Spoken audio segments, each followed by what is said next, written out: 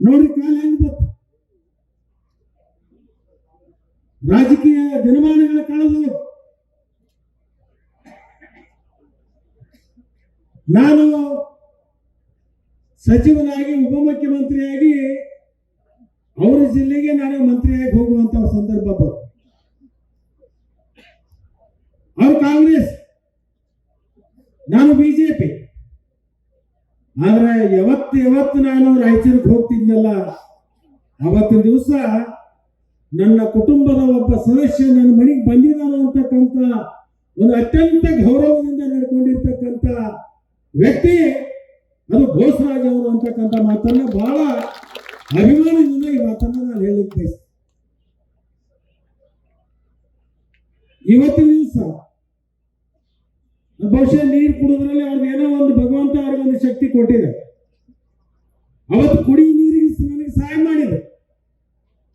ಹಿಂದಿನ ಸರ್ಕಾರದಲ್ಲಿ ಇದಕ್ಕೆ ಯೋಜನೆ ಮಂಜೂರಾತಿ ಪಡ್ಕೊಂಡು ಸರ್ಕಾರ ಬದಲಾಯಿತು, ನಾನು ಬದಲಾದೆ. ನಿಮ್ಮೆಲ್ಲರ ಆಶೀರ್ವಾದದಿಂದ ಮತ್ತೆ ಶಾಸಕನಾದ. ಇವತ್ತು ಆ ಯೋಜನೆಯನ್ನ ಪೂರ್ಣ ಮಾಡಲಿಕ್ಕೆ ಮತ್ತೆ ನನಗೆ ಬೋಸರಾಜ್ ಅವರೇ ಬೇಕಾಯಿತು ಅಂತಕ್ಕಂಥದ್ದನ್ನ ಸುಮಾರು 140 ಕೋಟಿ ರೂಪಾಯಿ ಮೊದಲಿನ ಸರ್ಕಾರದಲ್ಲಿ ಮಂಜೂರಾಯಿತು, ಅಡಿಗಲ್ಲಾಯ್ತು, ಕಾರ್ಯ ಪ್ರಾರಂಭ ಆಯ್ತು, ಹಣ ಮಾತ್ರ ಬರಲಿಲ್ಲ. ಯಾವತ್ತು ಬೋಸರಾಜ್ ಅವರು ಸಣ್ಣ ನೀರಾವರಿ ಇಲಾಖೆ ಮಂತ್ರಿಗಳಾಗಿ ಜವಾಬ್ದಾರಿಯನ್ನು ವಹಿಸಿಕೊಂಡ ಮೇಲೆ ಈ ಯೋಜನೆಗೆ ಚಾಲನೆಯನ್ನು ಕೊಟ್ಟು ಹಣ ಬಿಡುಗಡೆ ಮಾಡಿ ಈ ಯೋಜನೆಯನ್ನು ಪೂರ್ಣ ಮಾಡಲಿಕ್ಕೆ ಇವತ್ತು ಪ್ರಮುಖ ಕಾರಣೀಕರ್ತರು ಯಾರಂದ್ರೆ ನಮ್ಮ ನೀರಾವರಿ ಸಚಿವರಾಗಿರ್ತಕ್ಕಂಥ ಹಿರಿಯ ಸೋದರರು.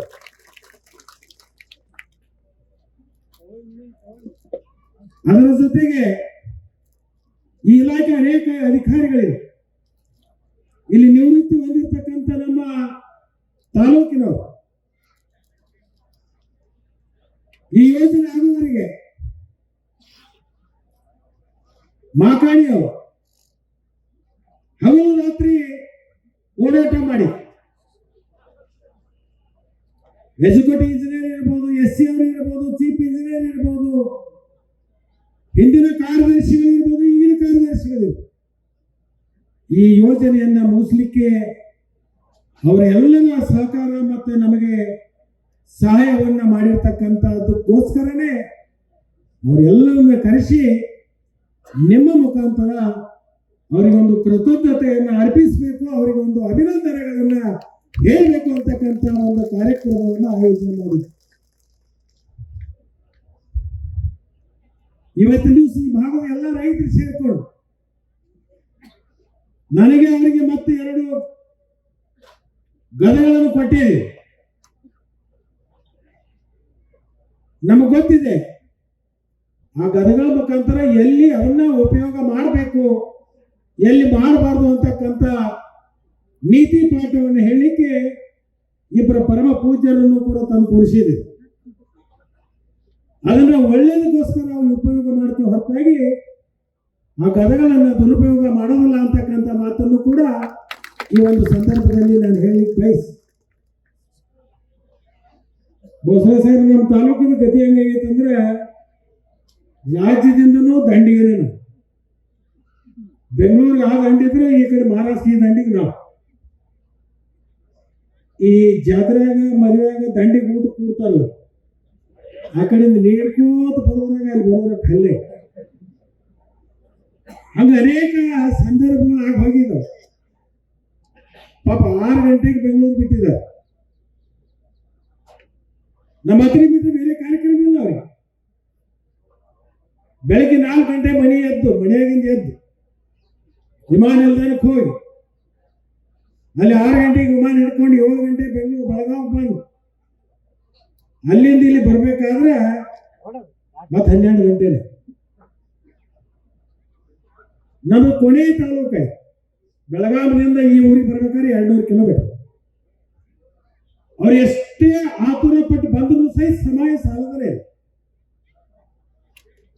ಆ ಸಮಯದ ಅರಿವನ್ನು ನಾನು ಇಟ್ಕೊಂಡು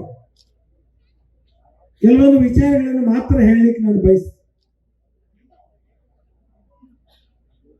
ಇವತ್ತು ನಮ್ಮ ತಾಲೂಕ ಹೆಂಗಾಗಿದೆ ಅಂದ್ರೆ 1200 ಕೋಟಿ ರೂಪಾಯಿದಲ್ಲಿ ಕರಿಮಸೂತಿ ಯೋಜನೆ ಮಾಡಿ 1,80,000 ಎಕರೆ ನೀರಾವರಿ. ಇನ್ನೊಂದು ಅಮ್ಮಾಜೇಶ್ವರಿ ಕೊಟ್ಟಲಿಗೆ ಯೋಜನೆ 1,500 ಕೋಟಿ ರೂಪಾಯಿ, 75,000 ಎಕರೆ ನೀರಾವರಿ ಒಳಪಟ್ಟಿರ್ತದೆ. ಮಧ್ಯದಲ್ಲಿ 140 ಕೋಟಿ ರೂಪಾಯಿ ನಿಮ್ಮ 9 ಕೆರೆಗಳನ್ನು ತುಂಬತಕ್ಕಂಥದ್ದು. ಆದ್ರೆ ಏನಾಗಿದೆ ಅಂದ್ರೆ ನಮಗೆ ಕೇವಲ 4 ರಿಂದ 5 ತಿಂಗಳು ಮಾತ್ರ ನೀರು ಎತ್ತಬೇಕು.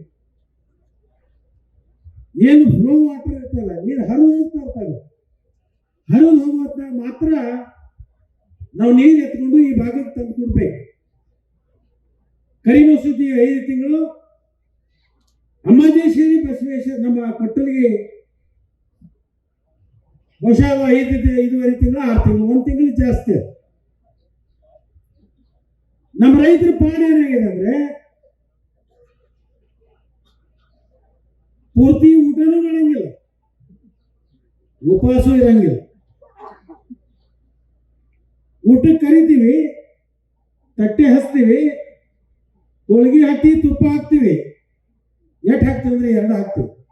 ನಾವು ತಿನ್ನೋ ಕೆಪಾಸಿಟಿ 4. 2 ಆದ ಕೂಡಲೇ ನಾವು 2 ಅಂತ ಬೇರೆ ಮನೆಗೆ ಊಟಕ್ಕೂ ಹೋಗಕ್ಕಾಗಂಗಿಲ್ಲ, ಇಲ್ಲಿ ಹೊಟ್ಟೆನೂ ತುಂಬ. ಅದನ್ನು ಹೊಟ್ಟೆ ತುಂಬಿಸುವಂತ ಸಣ್ಣ ಕೆಲಸ ನಿಮ್ಮಿಂದ ಆಗಬೇಕಾಗಿದೆ. ನಾವೇನಿದು ಪೂರ್ವ ಭಾಗದಿಂದ ಪಶ್ಚಿಮದವರೆಗೆ ಈ 3 ಯೋಜನೆಗಳೇನು ಮಾಡಿದೆ, ಈ 3 ಯೋಜನೆಗಳ ಮಧ್ಯದಲ್ಲಿ, ಯಾಕಂದ್ರೆ ನಿಮ್ಮ ಸಣ್ಣ ನೀರಾವರಿ ಇಲಾಖೆ ನನಗೆ ಅರ್ಥ ಆಗ್ತಿದೆ, ಹಣಕಾಸಿನ ಅನೇಕ ಸಮಸ್ಯೆಗಳು ನಿಮ್ಮದಿದ್ರೂ ಕೂಡ, ಆದರೆ ನಮ್ಮ ರೈತರು ಬಹಳ ಬುದ್ಧಿವಂತರಿದೆ. 5 ತಿಂಗಳು ಕಿನಾಲ್ ನೀರು ಉಪಯೋಗ ಮಾಡ್ಕೋತಾರೆ. ಅದರಲ್ಲೇ ಒಂದೊಂದು ಹೊಂಡಗಳನ್ನು ಮಾಡ್ಕೊಂಡಿದ್ದಾರೆ, ಕೃಷಿ ಹೊಂಡಗಳನ್ನು. ಆ ನೀರು ಬರ್ತಕ್ಕಂಥ ಸಂದರ್ಭದಲ್ಲಿ ಅದನ್ನು ತುಂಬಿಸ್ಕೋತಾರೆ. ಸುಮಾರು 4 ತಿಂಗಳು ಹೋಗುತ್ತೆ. ಇದು 4-5 ತಿಂಗಳು, 14 ತಿಂಗಳು 9. ಇನ್ನು ಉಳಿದದ್ದು 3 ತಿಂಗಳ ಸಮಸ್ಯೆ ಏನಂದ್ರೆ ಇವ್ರ ಅಂತರ್ಜಲ ನಮ್ಮದೆಲ್ಲ 1000 ಫೂಟ್ಗೆ ಹೋಗಿದೆ. ಬೋರ್ ಹಾಕಿದ್ರೆ ಬೋರಿಗೆ ನೀರು ಬರಲ್ಲ, ಬಾವಿ ತೆಗೆದ್ರೆ ನೀರಿಲ್ಲ. ಅದಕ್ಕೆ ನಾವು ರೈತರು ಎಲ್ಲರೂ ಸೇರ್ಕೊಂಡು ಒಂದು ಆಲೋಚನೆ ಮಾಡಿದ್ದೇನೆಂದ್ರೆ, ನಮ್ಮ ಕಾರ್ಯದರ್ಶಿಗಳಿಗೂ ಕೂಡ ಹಿಂದೆ ಒಂದ್ಸಲ ನಾನು PSC ಮೀಟಿಂಗ್ ಬಂದಿದ್ದೀನಿ, ತಮಗೂ ಕೂಡ ಗಮನಕ್ಕೆ ತಂದಿದ್ದೀನಿ.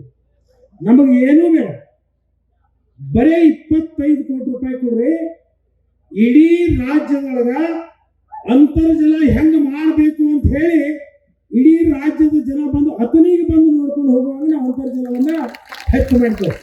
ಬರೀ 25. ನಿಮಗೆ ಬಹಳ ಹಣಕಾಸಿನ ತೊಂದರೆ ಇದ್ರೆ 2 ಕಂತಿನ ಕೊಡು. 1,000 ಪಾಯಿಂಟ್ಗಳನ್ನು ನಾವು ಮಾಡ್ಕೊಂಡಿದ್ದೀವಿ. ನಾವು ಕೆನಾಲ್ ಮುಖಾಂತರ ಬರೋ ನೀರು, ಕೆರೆಗಳ ಮುಖಾಂತರ ಬರೋ ನೀರು, ಮಳೆ ಮುಖಾಂತರ ಬರೋ ನೀರು, ಬಸವೇಶ್ವರ ಯಾತ ನೀರಾವರಿಯಿಂದ ಬರೋ ಗ್ರಾಮೀಣದಲ್ಲಿ ನೀರು, ಅದರ ಜೊತೆಗೆ ಅಮ್ಮಾಜೇಶ್ವರಿ ಕೊಟ್ಟಲಿಗೆ ಯಾತ ನೀರಾವರಿ ಯೋಜನೆಯಲ್ಲಿ ಆ ನೀರನ್ನು ಅತ್ಯಂತ ಹೆಚ್ಚುವರಿಯಾಗಿ ಪೋಲಾಗಿ ಹೋಗ್ತಕ್ಕಂಥ ನೀರನ್ನು 1 TMC ನೀರನ್ನ ನಾವು ಜಮೀನಿನಲ್ಲಿ ಕಾಯ್ದಿರಿಸಿಕೊಂಡು ನೀರಿನ ಮಟ್ಟ ಮೇಲೆ ತಂದು ಆ 3 ತಿಂಗಳವರೆಗೆ ನಮ್ಮ ರೈತರು ಬೋರು ಬಾವಿಯಿಂದ ನೀರನ್ನು ತಮ್ಮ ಹೊಲಗಳಿಗೆ ಹೋದ್ರೆ ಖಂಡಿತವಾಗಿಯೂ ಊಟಕ್ಕೆ ಕೂಡಿಸಿರ್ತಕ್ಕಂಥ ವ್ಯಕ್ತಿಗೆ 4 ಹೋಳಿಗೆ ಹಾಲು ತುಪ್ಪ ಹಾಕಿ ಅವರನ್ನ ಸಂತೃಪ್ತಪಡಿಸಿದಂತ ಕೆಲಸ, ಅಂತ ಒಂದು ಪುಣ್ಯದ ಕಾರ್ಯ ಅದು ಯಾರಿಗಾದ್ರೂ ತಡ್ತಿದ್ರೆ ಅದು ಬೋಸರಾಜ್ ಅವರಿಗೆ ತಮ್ಮ ಕಾಲದಿಂದ ಕಟ್ಟಬೇಕು ಅಂತಕ್ಕಂಥ ಕಳಕಳಿಯ ವಿನಂತಿಯನ್ನ ಈ ಸಂದರ್ಭದಲ್ಲಿ ನಾನು ಅತ್ಯಂತ ಕರುಣಾಮಯವಾಗಿ ನಿಮ್ಮಲ್ಲಿ ನಾವು ಕೇಳಬೇಕು. ಈ ಒಂದು 25 ಕೋಟಿ ನೀವು ಕೊಟ್ಟರು ಇಡೀ ರಾಜ್ಯಕ್ಕೆ ಮಾಡೆಲ್ ಮಾಡ್ತೇವೆ. ನೀವು ಅನೇಕ ಕಡೆ ಅಧ್ಯಯನ ಮಾಡ್ಲಿಕ್ಕೆ ಹೋಗಿದ್ದೀರಿ ಮಹಾರಾಷ್ಟ್ರದಲ್ಲಿ. ಅನೇಕ ಕಡೆ ಬೇರೆ ಬೇರೆ ರಾಜ್ಯದಲ್ಲಿ ಅಂತರ್ಜಲ ಹೆಚ್ಚು ಮಾಡಲಿಕ್ಕೆ ಏನು ಹೋಗಿದ್ದೀರಿ. ಅದರ ಜೊತೆಗೆ ಇದನ್ನ ಇಡೀ ರಾಜ್ಯದಲ್ಲಿ ಒಂದು ಮಾಡೆಲ್ ಮಾಡಿಕೊಡ್ತೀವಿ ಅಂತದಕ್ಕೆ ತಮ್ಮ ದಯಪರವಾಗಿರ್ತಕ್ಕಂಥ ಕಾಳಜಿ ನಮ್ಮ ಬಡ ರೈತರ ಮೇಲೆ ತೋರಿಸಬೇಕು ಅಂತಕ್ಕಂಥ ವಿನಂತಿಯನ್ನ ಆ ರೈತರ ಪರವಾಗಿ ನಿಮಗೆ ಅತ್ಯಂತ ಕಳಕಳಿಯಿಂದ ವಿನಂತಿಯನ್ನು ಮಾಡಿಕೊಂಡು ನಾನು ಸಾಕಷ್ಟು ವಿಷಯಗಳನ್ನ ಹಂಚ್ಕೋಬೇಕಾಗಿರ್ತಕ್ಕಂಥ ಪ್ರಸಂಗ ಇದ್ದರೂ ಕೂಡ ಬೇರೆ ಒಂದು ಸಂದರ್ಭದಲ್ಲಿ ಇನ್ನೊಂದು ಜೂನ್ ತಿಂಗಳೊಳಗ ನಿಮ್ಮನ್ನ ಮತ್ತು ಮುಖ್ಯಮಂತ್ರಿಗಳನ್ನ ನೀರಾವರಿ ಸಚಿವರನ್ನು ನೀವೇನು ಹಿಂದೆ ಬಂದು ನಮ್ಮ ಉದ್ಘಾಟನಾ ಸಮಾರಂಭಕ್ಕೆ ಬಂದಿದೆ ಭೂಮಿ ಪೂಜೆ ಬಹುಶಃ ಅವಾಗ ಬಂದಿದ್ರೆ ಅಥವಾ ಏನು ನಮ್ಮ ವೆಟರ್ನರಿ ಮೆಡಿಕಲ್ ಕಾಲೇಜ್ ಉದ್ಘಾಟನೆಗೆ ಬಂದಿದ್ರು ಇನ್ನೊಮ್ಮೆ ನೀವು ಬರ್ಬೇಕಾಗ್ತದೆ. ಆ ಸಂದರ್ಭದಲ್ಲಿ ಉಳಿದ ವಿಚಾರವನ್ನ ತಮ್ಮ ಗಮನಕ್ಕೆ ಕೊಡುವಂತ ಕೆಲಸವನ್ನ ನಾನು ಮಾಡ್ತೀನಿ. ಅದರ ಜೊತೆಗೆ ನಮ್ಮ ಸಮಸ್ಯೆ ಈ ವರ್ಷ ಹಿಪ್ಪರಿಗೆ ಬೇರೆ. ಪ್ರತಿ ಸಲ ನಮಗೆ 6 TMC ನೀರು ನಿಲ್ಲಿಸಿಕೊಂಡು ನಾವು ಬೇಸಿಗೆ ದಾಳಿಸ್ತೀವಿ. ದುರಾದೃಷ್ಟ ಹಿಪ್ಪರಿಗೆ ಬ್ಯಾರೇಜ್ ಒಂದು ಗೇಟ್ ಕಿತ್ತು ಹೋಗಿ ಸುಮಾರು 2.5 TMC ನೀರು ಕೆಳಗಡೆ ಬಂದ್ಬೇಕು. ಆ ಹಿಪ್ಪರಿಗೆ ಬ್ಯಾರೇಜ್ 6 TMC ವ್ಯಾಪ್ತಿಯಲ್ಲಿ ಸುಮಾರು 700 ಹಳ್ಳಿಗಳು ಕುಡಿ ನೀರಿನ ಸಂಪೂರ್ಣ ಜವಾಬ್ದಾರಿ ಅವರ ಮೇಲೆ. ಅದರ ಜೊತೆಗೆ 3,50,000 ಹೆಕ್ಟೇರ್ ಕಬ್ಬು ಬೆಳೆ ಬೇರೆ ಬೇರೆ ಬೆಳೆಯಲ್ಲ ಅದ್ರ ಮೇಲೆ ಅವಲಂಬನೆ. ಈಗ 2.5 TMC ನೀರು ಕೆಳಗಡೆ ಹೋಗಿದ್ರಿಂದ ನಾನು DK ಶಿವಕುಮಾರ್ ಸಾಹೇಬ್ ಉಪಮುಖ್ಯಮಂತ್ರಿ ಅವರಿಗೆ ಅಧಿಕಾರಿಗಳಿಗೆ ಸಮಾಲೋಚನೆ ಮಾಡಿ ಆ ನೀರನ್ನು ಮಹಾರಾಷ್ಟ್ರದಿಂದ ತರಬೇಕು ಅಂತಕ್ಕಂಥ ಚಿಂತನೆಯನ್ನು ಕೂಡ ಮಾಡಿದ್ವಿ. ಮಹಾರಾಷ್ಟ್ರದವರು ಅನೇಕ ಬಾರಿ ನಾವು ನೀರು ತರಲಿಕ್ಕೆ ಹೋಗ್ತೀವಿ. ಅನೇಕ ಬಾರಿ ನಮಗೆ ನೀರು ಕೊಟ್ಟಿರ್ತಕ್ಕಂಥ ಉದಾಹರಣೆ ಇದೆ. ಮಾನವೀಯತೆಯ ಆಧಾರದ ಮೇಲೆ ಉಚಿತ ಕೊಟ್ಟರು ತಗೋತೀವಿ, ಇಲ್ಲಾಂದ್ರೆ 1 TMCಗೆ 4 ಕೋಟಿ ಕೇಳಬಹುದು. ಪ್ರಸಂಗ ಬಿದ್ದರೆ ಅದನ್ನು 8 ಕೋಟಿ ಹಣವನ್ನು ಕೊಟ್ಟಾದರೂ ಸಹಿತ ಆ 2 TMC ನೀರನ್ನು ತಂದು ಆ ಬೆಳೆ ಮತ್ತು ಜಾನುವಾರುಗಳು ಕಷ್ಟದಿಂದ ಹೊರಗೆ ತರುವಂತ ಕೆಲಸ ಮಾಡೋರು ಇದ್ದೀವಿ. ಅದರ ಜೊತೆಗೆ ತಮ್ಮಿಂದ ಒಂದು ಸಹಾಯ ಆಗುತ್ತೆ. ಇಲ್ಲಿ ನಾವು ಹಿಪ್ಪರಿಗೆಯಿಂದ ಏನು ಸುಮಾರು 10 ಕಿಲೋಮೀಟರ್ ಅಂತರದ ನಿಮ್ಮ ಇಲಾಖೆಯಿಂದ ಒಂದು ಚಿಕ್ಕ ಡ್ಯಾಮ್ ಅನ್ನು ನದಿ ಕಟ್ಟಿದೆ, ಮುಗಿದಿದೆ. ಗೇಟ್ ಹಾಕಬೇಕಾಗಿರ್ತಕ್ಕಂಥದ್ದು ಮಾತ್ರ ಬಾಕಿ ಇದೆ. ಆ ಗೇಟ್ ಹಾಕುವಂತ ಕೆಲಸ ಮಾಡಿಸಿದ್ರೆ ಈ ಬೇಸಿಗೆಯಲ್ಲಿ ಆ ಒಂದು ಸಮಸ್ಯೆಯನ್ನು ಸ್ವಲ್ಪ ಮಟ್ಟಿಗೆ ನಮಗೆ ಬಗೆಹರಿಸಿಕೊಳ್ಳಿಕ್ಕೆ ಅದು ಸಾಧ್ಯ ಆಗ್ತಿದೆ ಅಂತಕ್ಕಂಥದ್ದನ್ನ ತಮ್ಮ ಗಮನಕ್ಕೆ ತಂದು ಕೊಡಬೇಕು ಅಂತ ಹೇಳಿ ನಮ್ಮ ರೈತರೆಲ್ಲರೂ ಕೂಡ ನನಗೆ ಒಂದು ಕಿವಿಗೆ ಮಾತನ್ನು ಹೇಳಿದ್ದಾರೆ. ಅದು ಬಹುಶಃ ಏನು ಟೆಕ್ನಿಕಲ್ ಪ್ರಾಬ್ಲಮ್ ಇಲ್ಲ. ಸ್ವಲ್ಪ ನೀವು ಚೀಫ್ ಇಂಜಿನಿಯರ್ ಜೊತೆಗೆ ಅಥವಾ ಕಾರ್ಯದರ್ಶಿ ಮಾತಾಡಿದ್ರೆ ಅದು ಬಗೆಹರಿತದೆ. ಬಹುತೇಕ ಅದು ಫೈನಾನ್ಸಿಯಲ್ ಏನೋ ಸ್ಟೆಕಪ್ ಆಗಿ ನಿಂತಿರೋದ್ರಿಂದ ಅವ್ರಿಗೊಂದು ಸ್ವಲ್ಪ ಪೇಮೆಂಟ್ ಮಾಡಿ ಆ ಗೇಟ್ಗಳನ್ನು ಹಾಕಿಸ್ಬಿಟ್ರೆ ಈ ವರ್ಷಕ್ಕೆ ಸ್ವಲ್ಪ ಆದರೂ ನಾವು ಈ ಸಮಸ್ಯೆದಿಂದ ಹೊರಗೆ ಬರಲಿಕ್ಕೆ ಅದು ಸಾಧ್ಯ ಆಗ್ತದೆ. ಆ ಗುತ್ತಿಗೆದಾರನ್ನು ಕರೆಸಿಕೊಂಡು ಅದೊಂದು ಸಣ್ಣ ಸಮಸ್ಯೆಯನ್ನು ಬಗೆಹರಿಸಿಕೊಡ್ಬೇಕು ಅಂತ ಹೇಳಿ ಈ ಸಂದರ್ಭದಲ್ಲಿ ಹೇಳಿ ಹೆಚ್ಚಿಗೆ ಮಾತನಾಡಲಾರದೆ, ಬಹುಶಃ ನಿಮಗೆ ಬಹಳ ಜನರಿಗೆ ಗೊತ್ತಿಲ್ಲ, ಒಂದು ಮಾತಿದೆ,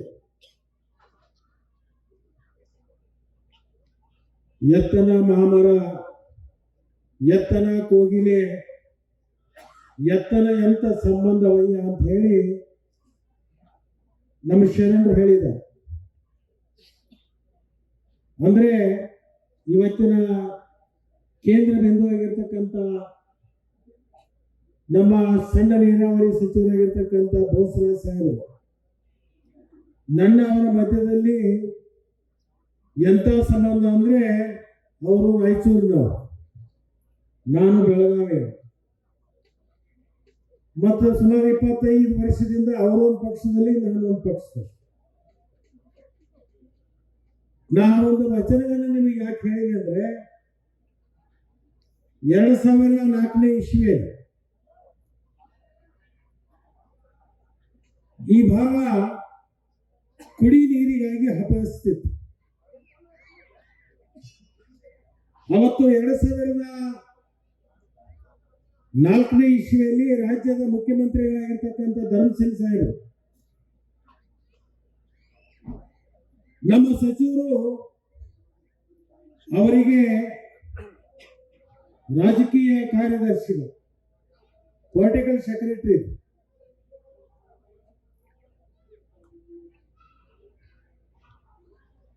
ಅವಾಗ ಬಸವರಾಜ ಸಾಹೇಬ್ ನಮ್ಮ ತಾಲೂಕು ಒಂದು ವಿಚಿತ್ರ ತಾಲೂಕು.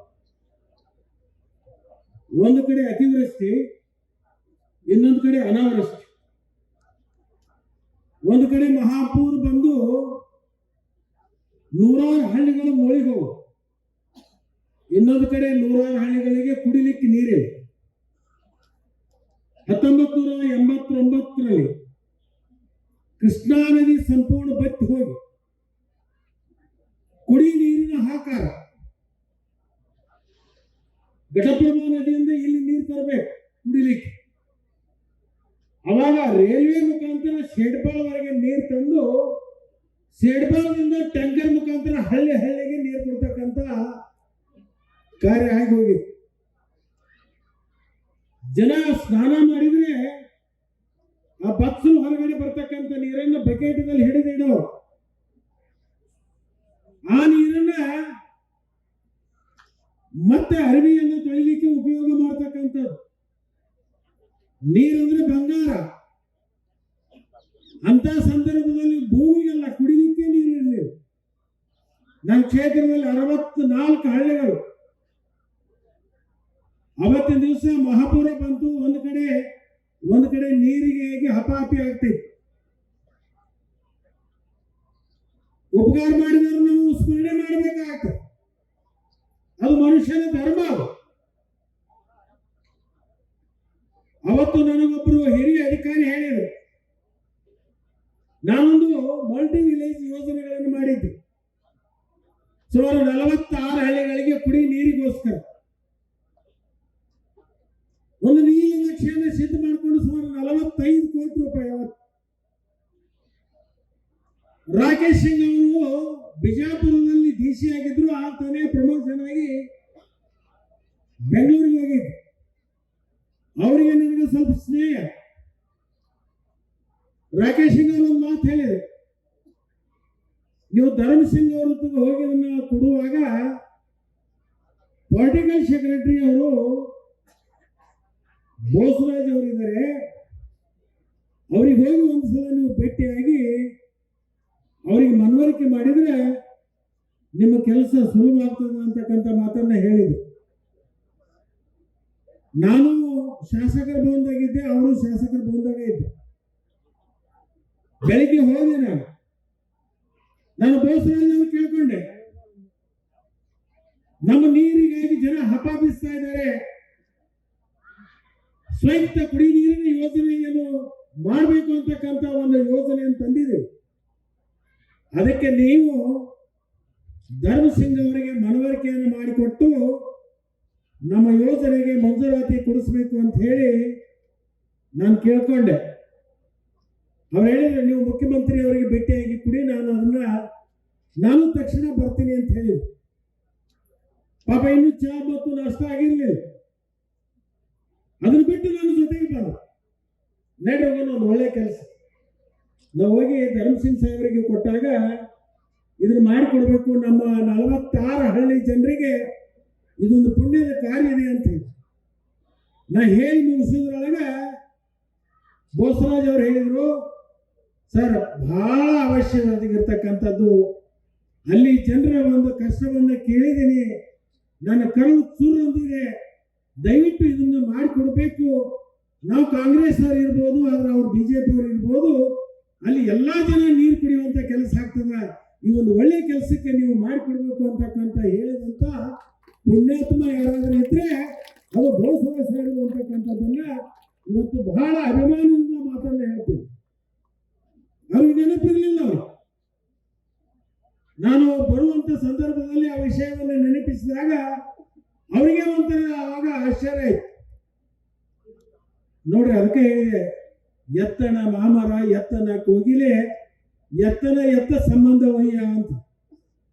ಎಲ್ಲಿ ರಾಯಚೂರು, ಎಲ್ಲಿ ಬೆಳಗಾವ, ಯಾವ ಪಕ್ಷ ಇನ್ನೊಂದು ಪಕ್ಷ.